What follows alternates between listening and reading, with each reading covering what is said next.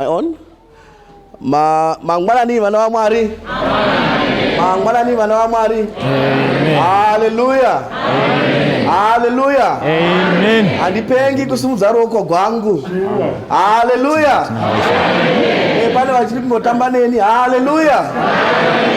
Hallelujah. Pane vasiri kusumudza. Hallelujah. Amen. Ndida kutenda Mwari mangwanani ano. Musoro wedu wenyaya zotoda meso kwawo. Genesis chapter 6. Tinombo tamba dzimwe nguva kana tasvika panguva ino inguva ya Mwari. Handizvo vana vaMwari. Toita zvedenga, tofara palanji todla. Amen. Saka tichaverenga Genesis chapter 6 verse 12 and 13. Verse 12. Mwari akaona nyika kuti yakaora nokuti vanhu vose vakanga vavodza mufambiro wavo panyika. Ipapo Mwari vakati kuna Noa, kupera kwavanhu vose kwasvika pamberi pangu, nokuti vakazadza nyika nokumanikidzana. Tarirai, ndichavauraya pamwe chete nenyika. All right. And God looked upon the earth, and behold, it was corrupt. For all flesh had corrupted his way upon the earth.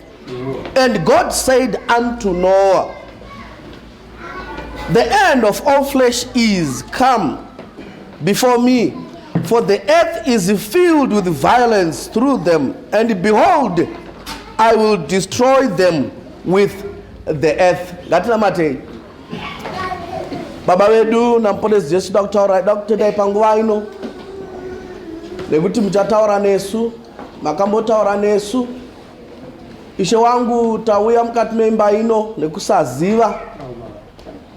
Nekuti knowledge and books cannot interpret even a single word.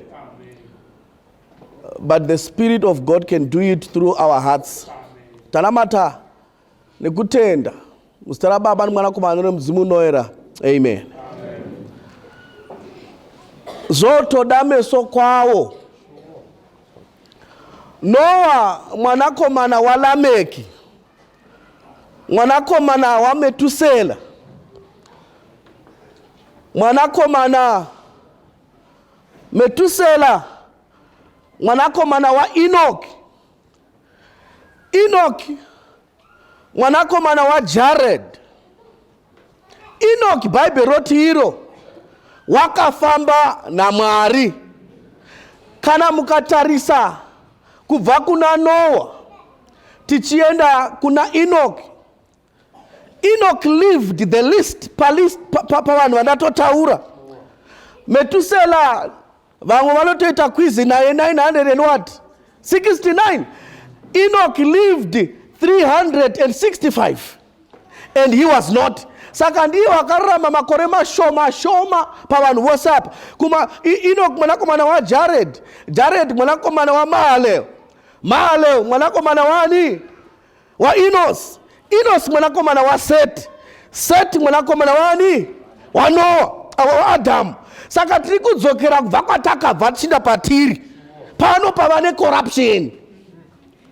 America muchizwisisa. Ndiri kubva kuna Adamu, nyika yanga yakaipa, but iko ino izvozvi yazoipisa. Mukatoverenga Bhaibheri shoko raMwari, Adamu achizvara vana rinototi vanga vakafanana naye sekufanana kwanga akaita naMwari. Mwari wakati ndo pana Genesis chapter 5 sure todzoka kwatiri unotozvihwisisa kuti denga rose rakagara pasi. Genesis 1 verse 26 rikati ngatiitei munhu nemufananidzo wedu, zvanga zvine liability. Mwari haazaingosika munhu, wakatodedza the Trinity to find out kana munhu akazotadza, who is going to take the liability. Ndo saka Jesu akabvuma waivapo pakasikwa munhu. Amapona Mwari. Because let us make man in our own image. Danga rose rakaisa misoro pasi. Kuti munhu asikwe akafanana nani na Mwari. Nyora Bible according to Mzekenyi. Nikati chikonzero chekuti danga rigare pasi. Raiziva kuti kana zvikazoitika kuti munhu uchazoramba kufanana nesu, who is going to take the liability? Saka ndabva kuna Adamu ndichikodera tiya kuzasi. Ngativerenge hii chapter 1 verse 1 and 2. Zikanzi ngatiitei munhu nemufananidzo. Saka Adamu unobva atotire, Bible rototiro Adamu wakazvaravo vana vanga vakafanana naye. Ameno kuti vanorekodha vanondibvumidza here zvondoita izvo, asi mharidzo haimo mubhanji. As much as we are recording, we are worshiping. Bible rangu roti verenga verse 1. Genesis 1. Genesis chapter 5. Genesis chapter 6 verse 1. Zvino vanhu vakati votanga kuwanda panyika, vachiberekerwa vanasikana, vanakomana vaMwari vakaona kundava vanhu kuti vakanaka. Zvino vanhu vakati vatanga kuwanda panyika, vanakomana vaMwari vakaona vakunda vani vavanhu kuti vakadii vakanaka. Muri pere vana vaMwari.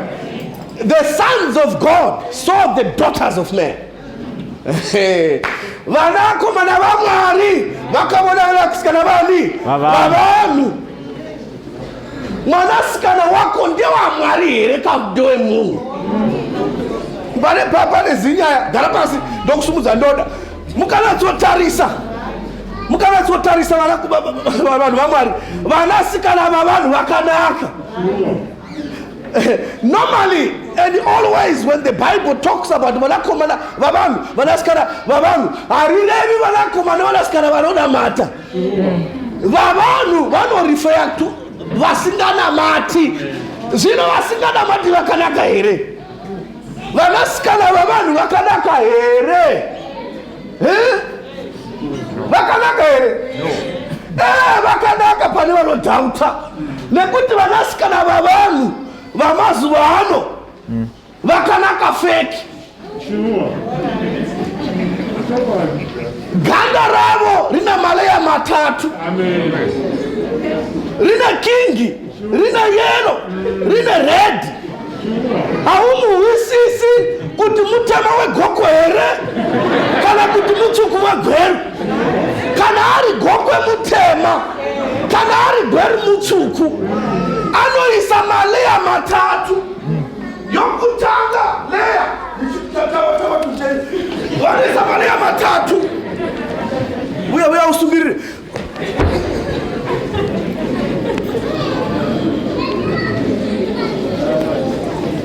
Satani angambofari paipa pashata. Maleya ava mangani vane fake skin, fake color. Ini ndiri mutema vana vaMwari, but I am not inferior. Amen. I am that golden black that people don't understand.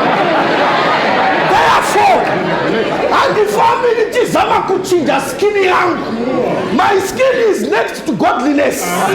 Because black is golden. In fact, Mwari wakaita munhu neguruva refu. I want to believe it was Furia Tovakaria rakaita demaseni. Saka vamwe vanhu unodatsoshamisika kuti vanozvizama kuzvichinja. Handina problem.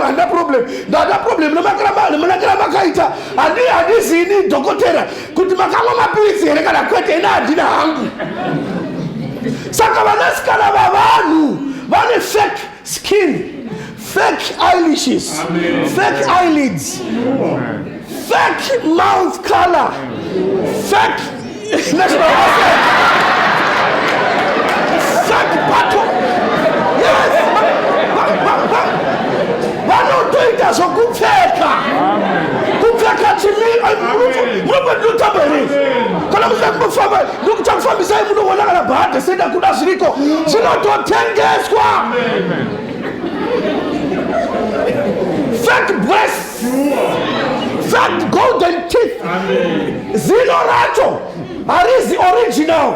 goridhe yacho haisi original, zinori fake, color here zino fake, zvose zvaari zviri fake, fake human hair.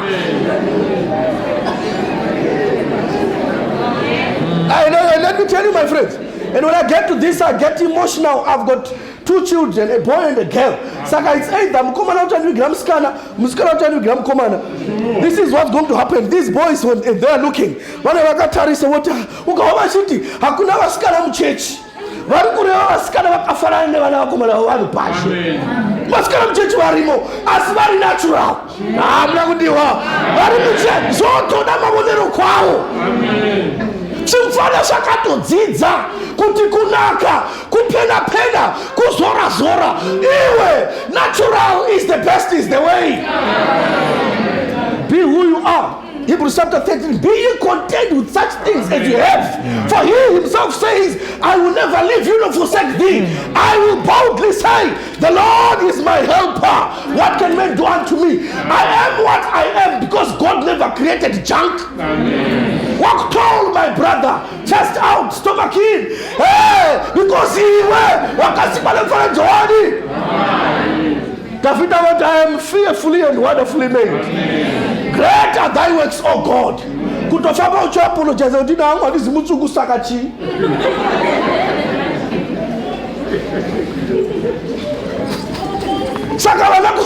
Saka bafana wangu wanotarisa.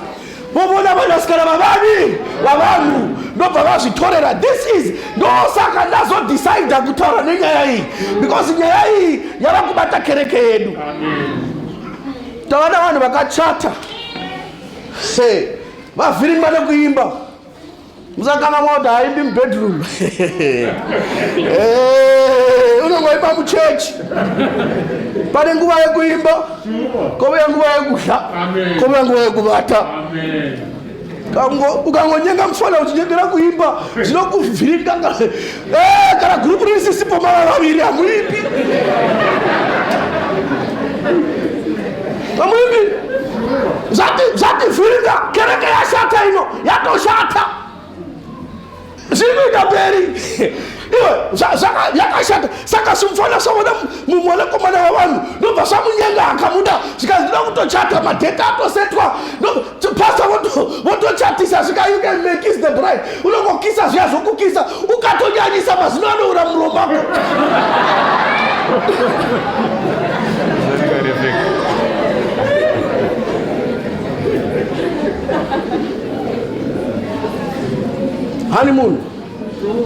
Honeymoon. Muripo ramwari. Honeymoon. Mukomana wavo yangu baka pastor oga. Musikana wasi wako. Nehotera mabhira ana kubhadhara. Zvikanzi pastor zvichaiti. Chii chisingachaiti? Mota yafa here. Zvikanzi haizi mota. Chii muda mari here ndibhadhara. Zvikanzi haizi handizvomufundisi. Mwanakomana uya, mwanasikana uya wavanhu. Haaziye wanaivona. Zvoda maonero api vana vaMwari? Zvoda maonero api vana vaMwari? Vona kwazvo mufana. Vona kwazvo. But let me tell you, let's go where it's deeper and bad. Verenga. Vanakomana vaMwari vakaona kunda verse 3. Yes. Ipapo Jehovha akati, mweya wangu haungarambi uchigara mumunhu nokusingaperi. Zvaari wenyamawo hake. Naizvozvo mazuva ake achava makore ane 120. Panguva iyo kwakanga kuna vanhu varefu kwazvo panyika. Rangu rechirungu roti gara pasi. There were giants in the earth in those days. Muripo here vana vaMwari. They were what?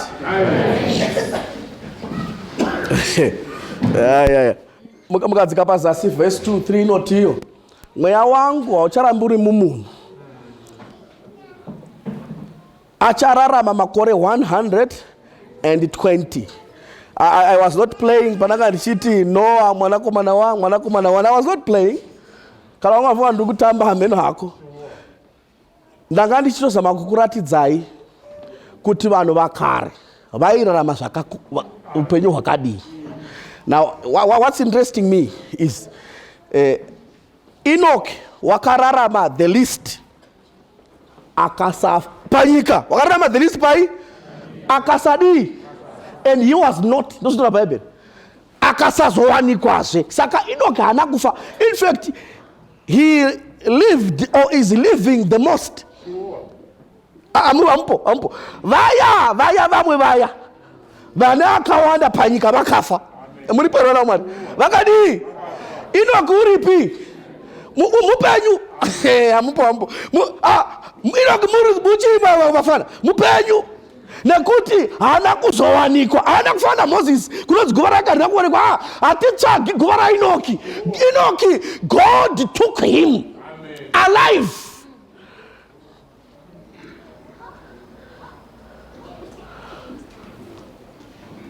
There were giants in the land.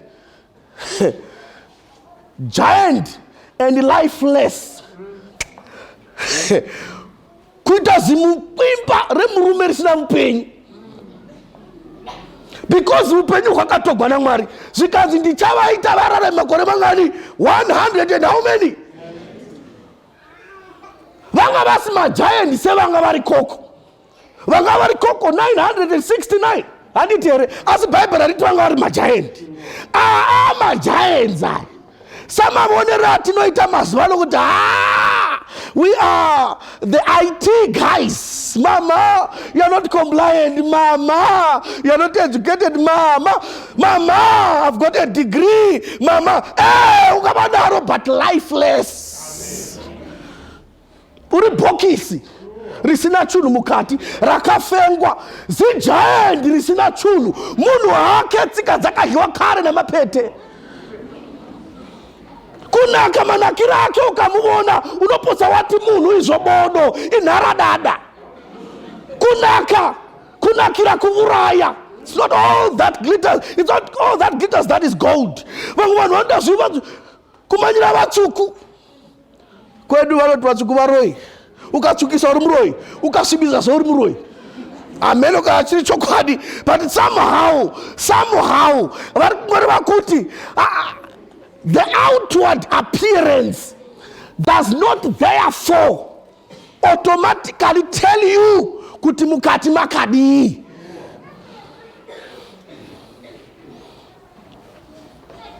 Saka Mwari wakati the giants vari kurarama ava vanofanira kuva ne-expiry date iri very soon, because the earth was filled with corruption. This is where it itches. Simukomana sarovora musikana mwanasikana wa vanhu. Fortunate enough mukomana nobva atiwira akati mistake yangu ndakatoita, kana mazino muromo asimo ndichatoshinga kuramba ndichingotenga tichireplace egoridhe iwawo. Ndizvo here vana vaMwari. Saka ava erida pachechi. Uchararama nestress yake kusvika afa. Zvotoda Maonero kwawo. Marriage haina reverse gear. Uchiona madhara achikasika kufa mazhinji acho ari kutsvaga reverse gear hasi kuriwana. Kana ukarisha unogera kuti ko harisi kupinda. Nekuti kuna Mwari haripindi reverse gear remarriage. Uchiona zvichembere zvichikasika kuchembera vari kutsvaga reverse gear harisi kuwanikwa. Unoko uchiona discord yatinetsa muchechi inyaya yereverse gear hariwanikwi. Chozoita kustresa isu vari kuno kuchechi neproblem yawabva nayo kumba kwako. Strong marriages, strong church. Muripero vana vaMwari. Weak families, weak church. Rigandikuudze chinoita kuti vafana vedu vade zviri feki. Vanoziva kuti mudhara ndi wefeki. Mudhara ndi giant pakuti asi kumba mudhara ndi mai. Asi muchechi mudharani kakabata zvidaidziro. Saka mufana unozviziva kuti mudhara unongotiomesera kuchechi kumba hamiri pana mai. Saka mudhara unorarama feki. Unoekita. Saka mufana ari kutsvagavo vanasikana vari feki. Because ndo zvanonzi kumba kwa terera chisavadha vanotochiitira kuchechi. Kumba kwavo vanomona TV zuro vakatoivona ndiyo vakatovaniswa namagetsi ainda. Vachiona satanism. vanotoita sekuti hapana chimwe chiri kuitika. Vaibika hapana zvakasiyana savadha nerimwe zuva. Mufana unozviziva kuti pamba pedu tiri makristu efeki man. Saka kana auya kuchechi unotozviziva kuti mudhara namai vanhu vata kubedroom ravo, mudhara kubedroom kwake vasvika panapa ndo family life directors. Unotozviziva kuti vanhu vari kuramba feki apa. Now nyaya yakasimba vana vaMwari.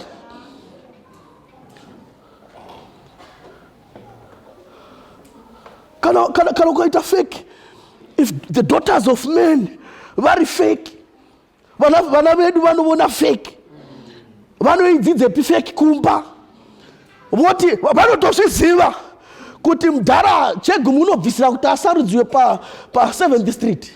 Haabvisiri kuti inoda Mwari nekuti iye naMwari vakadai. Unoti ini mudhara ndifanane naMwari naJesu, iwe mudhara wakafanana naJesu iwe. Unotombozvitarisa ari mubedroom make asi mudhara unongofanana naJesu naJesu. Iye wakamufanana naniko? Hato mumoni wakafanana nababa panapa. Mudhara is a giant when it comes to politics here church, but he is a weakling when it comes to family politics at home. Vana vanobhadhirwa school fees namai. Mudhara haipindi nyaya yacho. Mari yemudhara inogara panapa. Ine yakatoisirwa key. Inongobuda zvatowakritika kuti vanhu votovata nezhara ndopaunobudisa mari yekutenga salt. A primitive man. Vafana vanozviona kuti ifeki inorava kubva kumakwedu. Ndo zvinozoitika vana vaMwari kuti kana tasvika mukati mechechi tinenge tava namai feki, baba feki, mwana feki, madhikoni mafeki, maelda mafeki, vafundisi vari beta.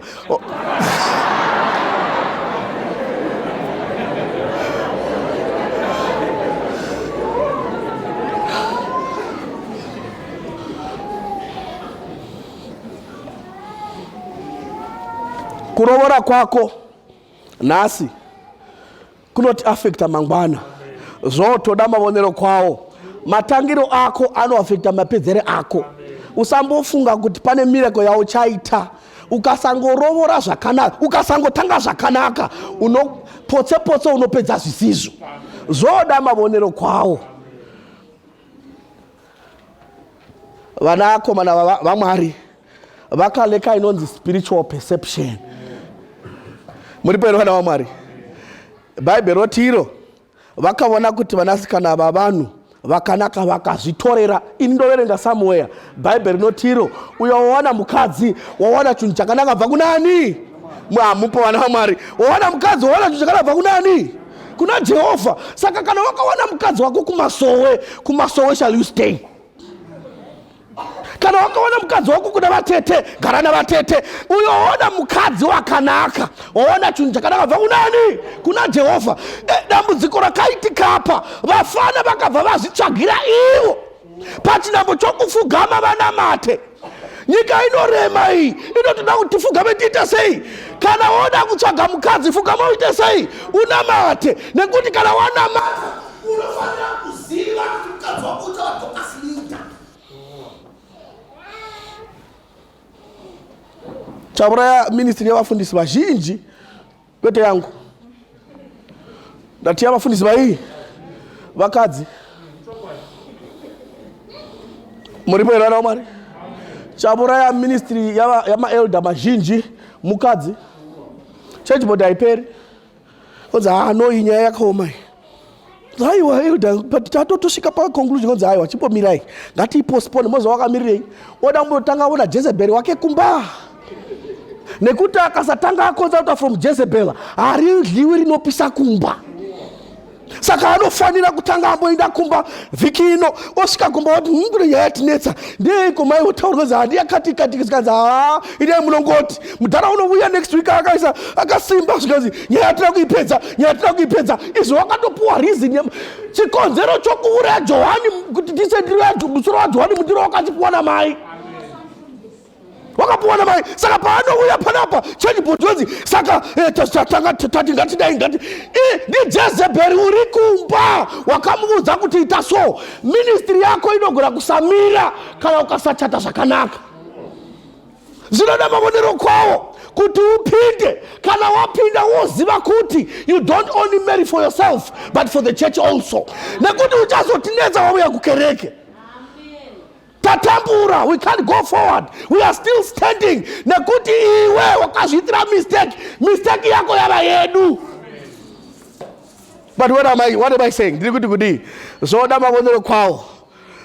Zvinoda vanhu vanofamba naMwari saEnoch. Muripo here vana vaMwari. Bhaibheri rinobuda pachena kuti Enoch wakafamba naMwari. Haana kufamba naMwari literally. Ndizvo here? Vanga vasina kubatana maoko kudai vachionekwa. Asi by faith Enoch could consult. Muripo here vana vaMwari. Mdara, ndava kuda kurovora. Asi ndavona chisikana. Munoti kudii? Enoch wanga akasiyana naAbrahama. Wakazipinda muna Haga ndofa angomanya. Asina kumbobvunza kuti ko. Noti hatu Abrahama waitodawo Haga. Waitodawo. Denga asingadi waitaura naMwari wakadi kuvhunza kuti ndaziva Sarai but ngandimboona kuti Mwari vanoti kudii. Pai mfundisi. Mfundisi kupongo ndakaita hangu but mapfekere anga akaita mwana wacho here. Haazi mapfekere mwana wacho. Kupongo kuri mumwoyo mako. Mahura unga mapedzayo. Saka kana mahura wose ari yako ina unofa. Mari ungaipedzayo chaita kuti ubei mari izere munyika kana mari saka rega kuita chikristu chinotoda inonzi self control.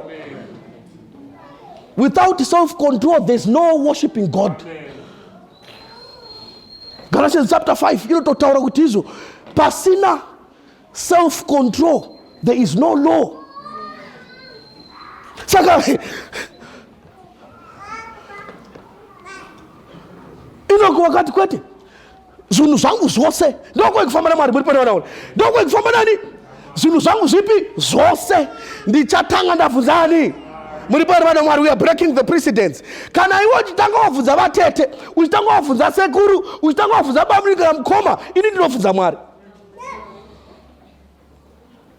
Kana uchitanga wabvunza kumasvikiro, uchitanga wabvunza vafundisi, ini ndinobvunza Mwari. Enoch akati no, on almost every inobereka mweya wechiprofita. Enoch waiti zvinhu zvake zvose. Kana kuri kumwa mvura, waitanga abvunza kuti Mwari unoti kudii. Muri pano vana vaMwari. I wish you could break the precedents. Zvakuvhunza vanhu vasiri authentic. Waunovhunza standard yacho wakaiwanepi. Unotovhunza vatete vakatodzoka kumurume wavovo. Sekuru vakarabwa wakaita vakadzi 4 ndova unovhunza iwo murume 1. Hauna advice yauchawana iri substandard. Ini ndinovhunza Mwari nekuti vanhu havangabvunzi Mwari here pamusoro pezvinhu zvavanhu. Saka Bible chiti Enoch walked with God. Wakafamba naMwari because zvinhu zvake zvose zvaaiita waibvunza Mwari. So he walked with God, consulted God. Hapana tisingakonsulti Mwari. Inorema zhirai. Paunongofugama ya consulting God. Muripo here vana vaMwari. Mabhuku chaiwo hazvidi kukopa. Amamundiwi. Bhuku exam harini kunyora pano pachidzvapo. Roda kuvhunzwa Mwari. Hamuzi kundiwa. Zvimwe zvose maticha angaita kugumira pamukova. Mwari unopinda newe muexam usanyora apa. Taura nani? Fugama unamate. Muri pano vana vaMwari. Namata. Consult God. He broke the precedents there. Noah, Bible rangu rotiro. Mwari wakatarisa nyika and he saw corruption. Inotanga kumba kwenyimi. Corruption. Auona nabudi wako iwe. You are so corrupt. Pachechi panotatambura. Nekuda kokuti wakazvitanga kumba kwenyimi. Nabudi wakamuonani. Wakaba mutangu wabudi wako iwe. SaJakove. Fuma kumba hama dzokumba kwenyu dzinotambura ndiwo wakatiza nefuma yacho iwe. Asi uri musavada. Unotova nechikudla pano iwe. Kana Mwari akatarira corruption, havoni corruption yevanhu vari pashe kwechechi. Uri kuona corruption yevana vari muchechi. Inomugwadza haisi corruption yevanhu vasingazivi Mwari. I-corruption. Nguva Jesu chaizama kuita nguva yose ari panyika is to teach and preach to the Pharisees. Nezvaitaura achiudzava kuti musaita samaFarisi. Aitotaparidza mahedheni achiti musaita samaFarisi awa. Itaizva vanotaura musaita zvavanoita. Varipo kudai. Zvamakangoita zvamangaritarisa kunge munozviwa zvamuzviwi. Varipo. Musaita samaFarisi awa. Anomira padoo haapindi haabudi havadi anopinda. They are corrupt people.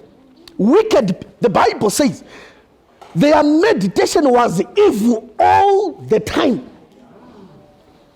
Vaidya wickedness. Vaifema wickedness.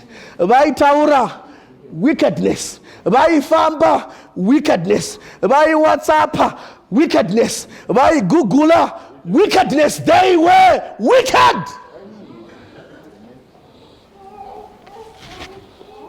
A corrupt person nemuchechi unopotsa anyoresa zita rake asina kubhabhatidziwa. Kotonzi pa 7th Street tinavo vakabhabhatidzwa 5 including you, and yet nango indo iri wesi anobhabhatidziwa but unochita mvura yacho. Chinonyorova ihembe moyo haubati mvura. Amaundiwa unobhabhatidzi unochita kana akasachita kungo zita rinyogwe unotochita baptism yacho. Unopinda mvura hongu chobatana nemvura inguvo. Moyo usina kubatana nechii haana kutendemuka. Chaita waitira vanhu kuti vavone wickedness. The earth was filled with corruption, and I am worried kuti kuuya kuchechi kwachinotova corruption kuti zazvikwereti kumba haana kuuya washayiwa kokuinda. Kana akatovavudza kuti neSavada musandifonera. Kana yangu foni ndo zvatoita kuti asaendeswa kumapurisa. Kana yangu foni isingabatiki neSavada musandifonera. Ivo vanhu vekuba kwenyu vazhinji vatozivi kuti uripi. Vanofunga kuti every Sabbath unoshanya iwe. Zvaunoita, they don't believe that you are a Christian. Worse, an Adventist.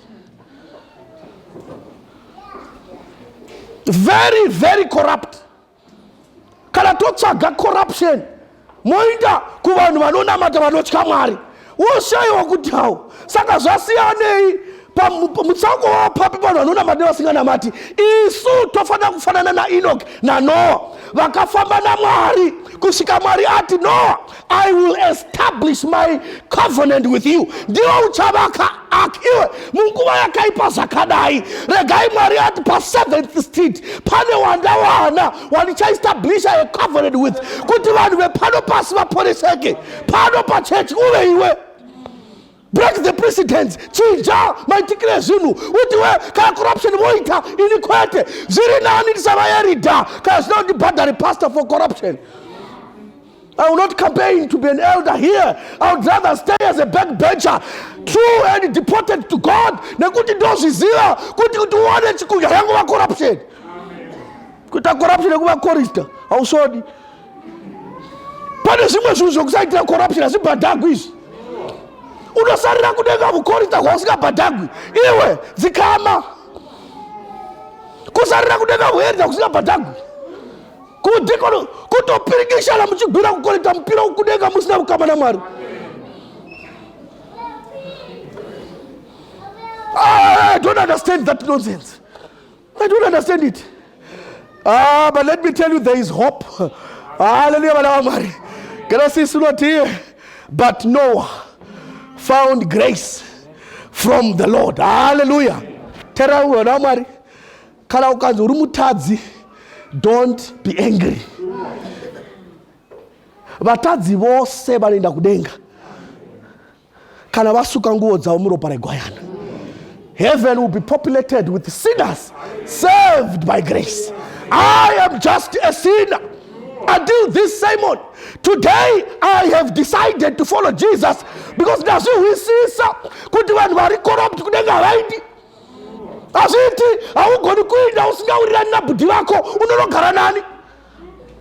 Kudenga tiri kurarama tipractice zvatinoita kudenga. Kana ukasa 1 John chapter 4 verse 8, he who does not love does not know God, for God muri perwa na Mwari idaunoda bhuti rako ukavona usikagoni kugara nomwe mudhomu mufana unenge witi uri kuibira mahara tambisa hwiri rako idaunozorora. Zinofanira kutanga kudhomu mufana. Kudhomu zvaida kumba. You should love your family, so that the family of God is at peace with you, present. Vamwe vedu kana usi pano tinofara iwe. Tokuudza zvinoisi tisingahli. Tofara kana usi pa iwe. Zuva raunenge usipo panofifitira panapo. Tokohla kukuudza zvedu. Asi totozviona kuti kana usipo there is better atmosphere here. And that applies even at home. Tikana wavunza kuti pamisangano yemisha kana anasipo pamunofara vanototendeka iwe kuti haiya munoramba kuchechi kwenyu kana kumba kwenyu kudzimba dzedu katoita misangano kana asipo misangano inokasika kupera. Unove mwana hama dzako, unove mwana vana vako, mukadzi wako unogarira vana vake. Chechi tangogarira kuti ndotodi vamwe tiri maKristu, otherwise nongosvitozvida iwe muchechi iwe. Unotozvida iwe manetsera ako kuti uite erida unotozvida iwe. When the Bible says not by might nor by power but by my spirit says the Lord, iwe unotoda zvibhakera wobva wazomira wotarisa kuti tichiri kuita maelections ekuchechi kana kuti etriple C nezano awa achi ekuchechi yarawo. Vana vaMwari pakaipa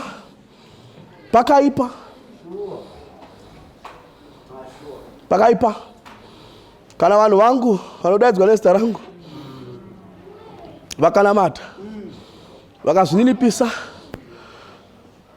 vakatendeuka vakasiya zvivi zvavo, ini ndiri kudenga ndichahwa minamato yavo toponesa nyika yavo. Mbwa dzekumba kwenyu dziri kuchema kwete zhara but kuchema kuti iwe ufewe.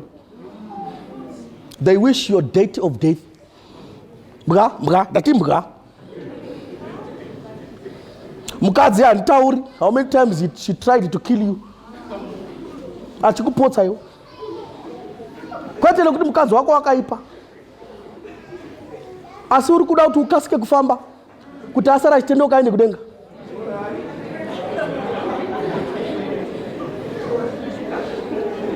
Nekuti kana iwe uri mupenyu haendi kudenga mukadzi wako iwe. Saka ukatofa anozotendeuka, Mwari unoregerera venhu. Kiti dzatambura painoti ngeupaya iri kutovhunza kuti ndiriniko,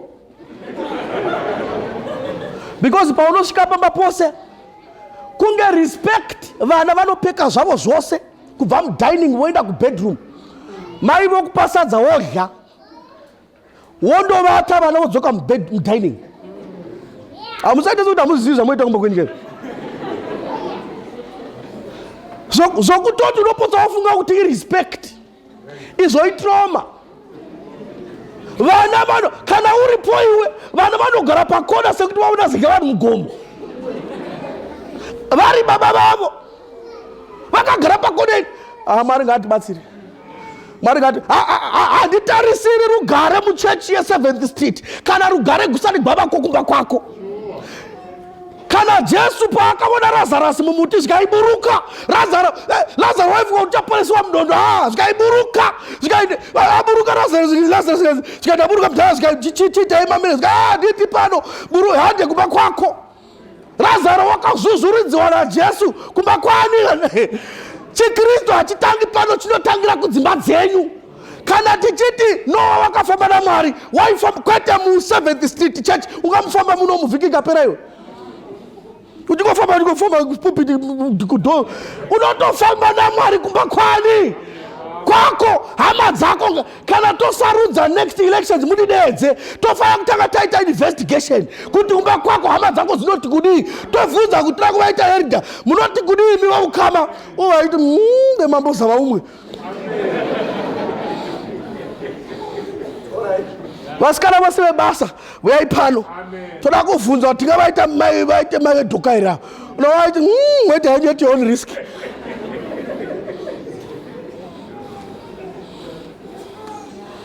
vose vanoshandira kumabasa toda kuvabvunza kuti tingamuita here ave mutungamiri wedhokasi kana kuti weyuthli ozi mungaita henyu asi kamaona zvioma musazoti tista kadero. As I conclude, dai Mwari angatibatsira vana vaMwari. Bible rinoti iro, Noah found grace. Shoko rokuti grace rinoreva kuti hazvirevi kunaka kwaNoah. Ambo vana vaMwari. Noah found what? Hazvirevi kuti Noah wanga akanaka asi waifamba naMwari. Hazvidi kuti unake usati wauya kuna Mwari. Unouya kuna Mwari ndiye unokunatsa. For by grace are we saved through faith. Izvo hazvinei nani nesu. That is not because of what we do, but Mwari ndiye wakatida. God is love. He loves us. Takadero. Vana vaMwari, uyai kuna Mwari makadii makadero. Kana mamuya kuna Mwari, he will do the rest. Chingobvuma kuti Mwari wangu I am corrupt. Dambudziko redu ndero kuramba. Kuramba chaiko. Kuramba chaiko. Amusi kundiwa. Kuramba. Ndati kudiwa vana vaMwari. Kuramba kuti uri mutadzi uri muchiyako. All have sinned and come short of the glory of God. While we were still sinners, Christ died for us. Kana uchita unachitema, you make him a liar. Vuma. Ina unoti sorry kumukadzi wako nevana vako nemurume wako. Kuna mbuya navatete navamwene kungoti sorry paya ndanga ndiri wrong. Watoponeswa ukabvuma. Mwari unotora your baggage and recreate you and make it a cabbage. Mwari, I want to make a call here. You know, to you, I know I've been corrupt somewhere. Andisi kunyengerera. Andidi vanhu vanotya kuoneka vari maerida. Kuti tikazosumuka vanhu vanozoti kudii. Vana vaindinewo kudenga. Denga nderakona Mwari wako. Vanhu vane ndikazosumuka kuvanhu vanozoti ndozoimba mugrupu rino. Ziri ndani vakudzinge. Vakudzingira kuda Jehovah. Ndati ndoda vanhu vanoti ivo. I know as I stand, I know I was corrupt somewhere. I don't know kuti corruption yako wakaita papi. Kuda wakazviitira corruption, kuda vanhu vanozvibira. Kuzvivenga. Kusazvigeza. Kusazvitarisira. Mariri muhomwe asi unongofamba kunge uri murombo.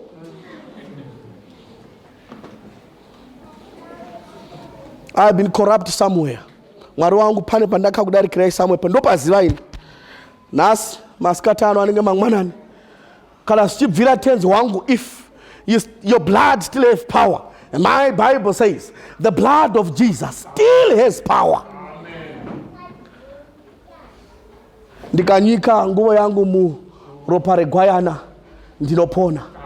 Zvikanzi ndiva nani, zvikanzi ndo vakabva pakutambudzika kumanyika vakanyika nguvo dzavo muropa revana vaMwari. Vakaonekwa naJohani vakamira pamberi pechigaro chaJehovha zvikanzi ndiwe neni. Takabvuma kuti isusu takaipa Mwari wangu dhilai nesu. Uripo here anoti ndakaipa Mwari dhilai neni. Tova nemunamato. Sumuka pauri. Anditi rukoko kaviri. Ukasasumuka zvavharana.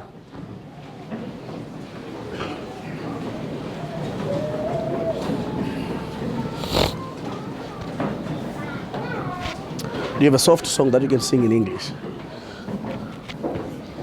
Uripo here wana vaMwari. Anoti ndaiwa maridzo nhasi.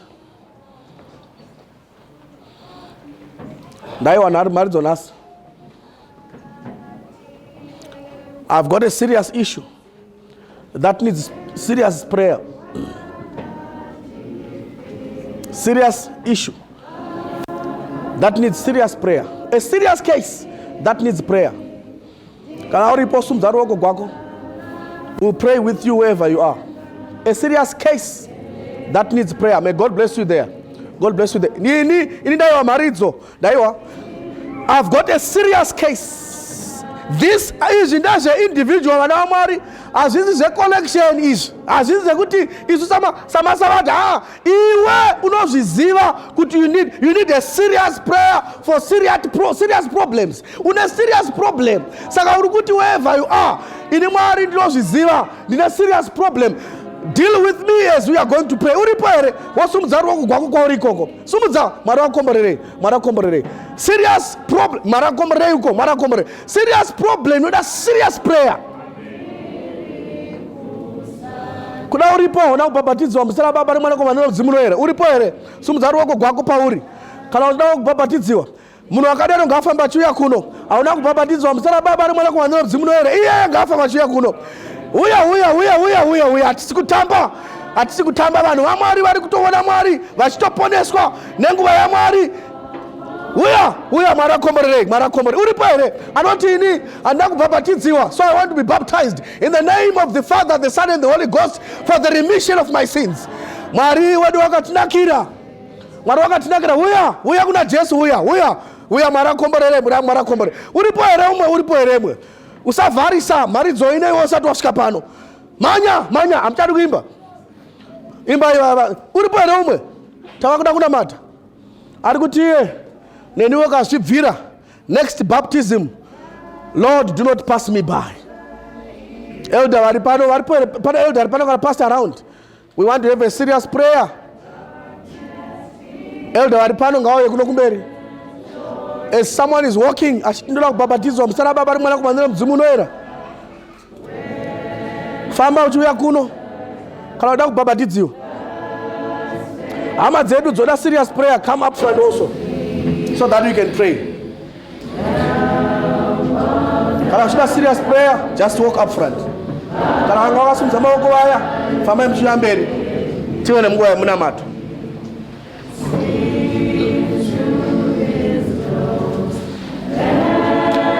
Vanopedza takuita munamato. Kana uchida serious prayer, just walk up front. I'll ask for another elder to come up front.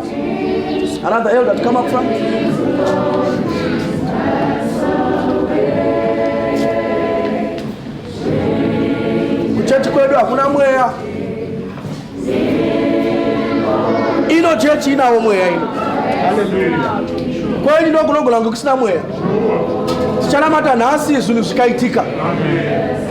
Zvakamboitika somewhere. Nhasi pano zvinoitika. I have an experience with this God. Thank you. I have an experience with this God.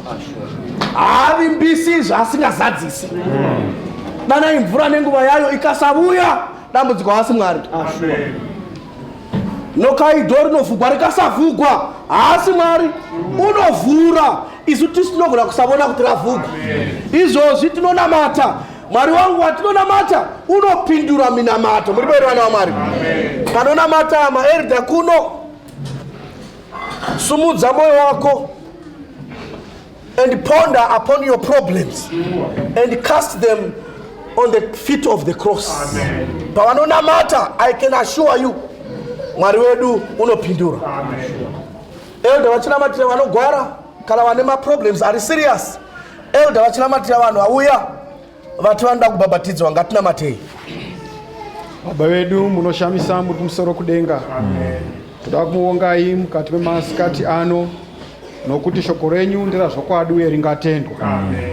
Tanzwa shoko renyu tikamira tose netsoka dzedu, nokutanzwa kuti iri inzwi remufudzi wedu. Kuna vakomana nevasikana, vana baba nanamai vaziva kuti mitoro nematambudziko ose anovanetsa kana vakamanya pamuchinjiko wenyu zvirokwazvo zvinoitika. Ari toda kukumikidza vose vakadaro vauya kuno mberi, havana kunyara chiso chomunhu nokuti vaziva kuti chiso chaJesu ndo chinovadana. Tinovakumikidza mukati maoko enyu kuti ruoko rwenyu rworudyi rune simba, the power of the Holy Spirit, ive pamusoro pavo. Matambudziko anogona ngava nenguva zvichingonetsa, asi nokuda kwokuti nhasi vaita chivindi chokuziva kuti mimune simba rokutsemura makomo. Tinokumbira Mwari musangane navo at their point of need. Pindirai zvino pamasikati ano nokuti munamato wedu ndokuti pavanobuda pano dai ingava nhoroondo. Chishuwo chedu ndechokuti vagovereketa vachiti nezuva riya pazuva riya zvangu zvakaitika nokuti akasangana namuponesi. Mwari chizviitai nokuti akutotarisira kuti atongwa matestimony kuti muratidze kuti Mwari muchiri kubata pakati pavanhu venyu. Nokuti simba richiripo sezvarehwa neshoko kuti kana zvakona hamusi mumakundikana asi munhu. Taikumbira kuti Mwari zvino muchibvisa zvose zvingadzikatira nekukonesa kushanda kwesimba renyu mukati mavo. Kana zviri zvivi zvatakaita nezuro nanhasi Mwari zvikanganwirei nokuda kweropa ramwanakomana wenyu. Create the necessary conditions kuti simba renyu rionekwe Mwari. Tatenda nomatotinzwa uyezve matotiitira zvose zvatobviswa zvikakundwa. Noda kuti Mwari matipindura muzita raJesu tinonamata. Amen. Baba uri kumusoro kudenga muzita raJesu, tinouya pamberi pechigaro chenyu chemutsa. Toda kutenda mukana wamatipa zvikuru sei ava vazvimisira nemwoyo yavo kuti vari kuda kukugamuchirai saichenda muponesi. Munamato watinawo masikati ano, Jehovha vasimbisei pasarudzo iyi. Pasawanikwa anovabvutira icho chamavagachidza masikati ano. Vaitirei nyasha kusvikira musi wekuombekwa kwavo. Ishe muvadzidze zvimwe zvoukuru hwenyu. Vazive kuti mukati meino kereke ndo muna Jesu unoponesa. Ishe vaitirei zvakanaka pasarudzo iyoyi, muvabatsire kuramba vakasimbira pairi. Ndoda kukutendai masikati ano nekuti haisi sarudzo yaitwa nekuda kwemufundisi kana nekuda kwamaeridha, asi nekuda kwamweya mutsvene ataura mukati memwoyo yavo. Mweya mutsvene mumwe chete ndiwo atakukumbira masikati ano kuti arambe achiita basa iro raatanga sezvinovimbisa shoko kuti uyo akatanga basa mukati menyu ucharipedza kusvika pamusi waJesu Kristu. Ishe chiitai basa iri kusvika pakupera kwaro, nevamwe vasara mukati vachiri kunzwa kutsva asi vakona kufamba kuya kuno mberi. Musavasiya vari voga kusvika musi wesarudzo vaita sarudzo yakafanira ruponeso rwavo. Ishe Jehovha muitire sangano renyu zvakanaka, nesuwo taona vachiuya kuno mberi. Tibatsirei tite rededicate our lives kwamuri. Kana tanga tambodzokera kumasure titange zvakare mukati mezuva ranhasi, nekuti kuna Jesu unoponesa. Zvaitwa zvapera kumusha kwanaka. Tokumbira kuti tisu tose tiri pano tasimuka netsoka dzedu tiwanikwe kumusha uko kwamakatigadzira. Muzita raJesu tanamata. Amen.